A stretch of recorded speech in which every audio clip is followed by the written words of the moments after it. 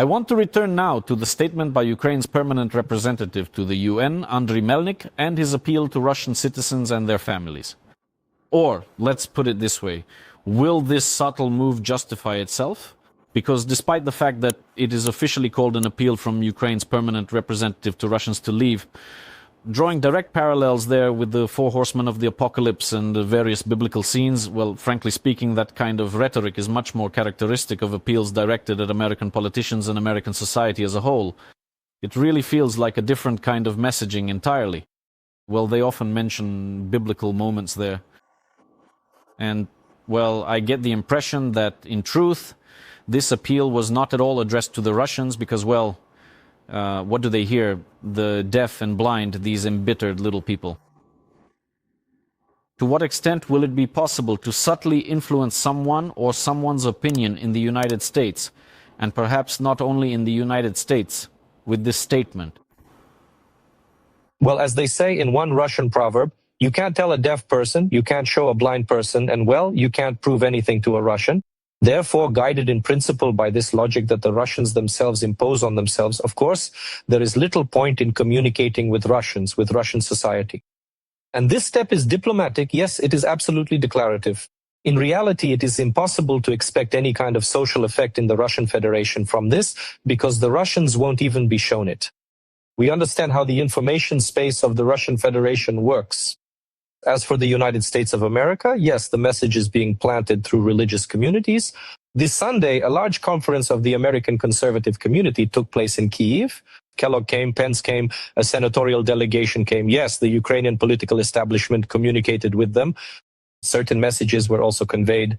All of this is under a religious guise, since it is the Republicans who place very serious emphasis on religion.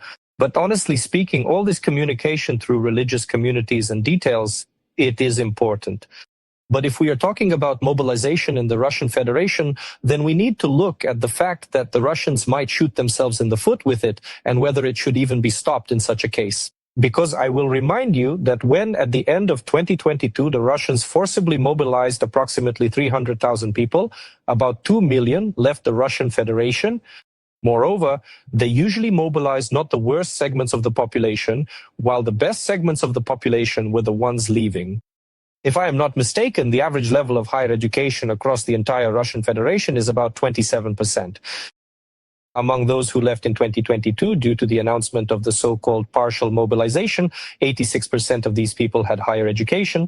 In other words, the Russian Federation is losing its best segments of the population in this way. Business is leaving, capital is leaving, and consequently only poverty remains. Well, of course, one can live in poverty. They can be forced to assemble drones for the military-industrial complex. They can be mobilized and thrown into tanks in the Donbass to die. But honestly speaking, for the Russian Federation, this is a strategic self-destruction towards which it is steadily moving. Therefore, won't this mobilization become a reason for 3 to 4 million more people to leave if they mobilize 500,000, and furthermore, the highest quality ones will leave while the worst will remain? Well, this could become a strategic catastrophe for the Russian Federation. That is why they are delaying their forced mobilization, trying to plug these holes with contract soldiers. But despite this, one just needs to look, of course, at the numbers, at the economy. This shows everything in principle, and one can forecast Putin's decisions based on this. They have a plan for 2026 to hire 409,000 mercenaries on contract, if I'm not mistaken. As of August 1st of this year, fewer than 200,000 had been hired, meaning it's the 8th month and the plan hasn't even been half fulfilled. Therefore, yes, mobilization has a high chance of happening. Yes, if it does happen, it will definitely be after the parliamentary elections to the State Duma of the Russian Federation, but it could bring more harm than good to the Russian Federation. In Russia, they have introduced temporary management for critical infrastructure facilities whose owners failed to protect them from drone attacks. The corresponding decree was signed by Putin, and it concerns in particular enterprises in the energy, fuel, industrial, transport, communications, and logistics sectors. Consequently, the Russian authorities will be able to appoint temporary managers and transfer property and asset rights of these enterprises to them. The decision was made against the backdrop of regular Ukrainian strikes on energy and logistics infrastructure. It seems to me that Putin's gang is trying to use anything they can to carry out a carve-up within the federation of whatever hasn't been divided yet. Or is there some other goal, Mr. Bogdan, in this? We have a minute left.